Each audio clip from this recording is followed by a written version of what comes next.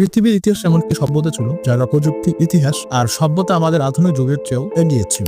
এই সভ্যতার নাম অ্যাটলান্টিস, কিন্তু আজ তাদের রহস্য গল্প, বই আর ইতিহাসের পাতায়। হাজার হাজার বছর আগে গ্রিক দার্শনিক প্লেটো বলেছিল, সমুদ্রের নিচে ডুবে গেছিল এক মহান দ্বীপ মাত্র এক রাতে, এবং সেখানে নাকি বাস করত উচ্চ জ্ঞানসম্মত শক্তিশালী এক মানব জাতি। কিন্তু প্রশ্ন হলো, সত্যি কি অ্যাটলান্টিস ছিল নাকি প্লেটোর কল্পনা? অনেক গবেষণা মনে করেন এটা শুধু উপমা, আর অনেকেই বলেন প্লেটো ইতিহাসের এক সত্য ঘটনাকে লুকিয়ে রেখেছেন।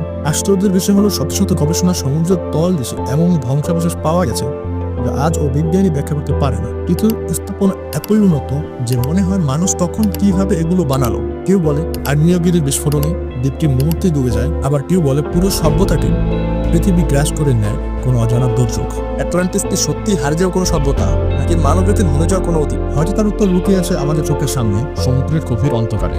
একদিন হয়তো আমরা সত্যটাকে জানতে পারব, কিন্তু ততদিন পর্যন্ত অ্যাটলান্টিস হয়ে যাবে ইতিহাসের সবচেয়ে বড় রহস্যগুলোর একটি।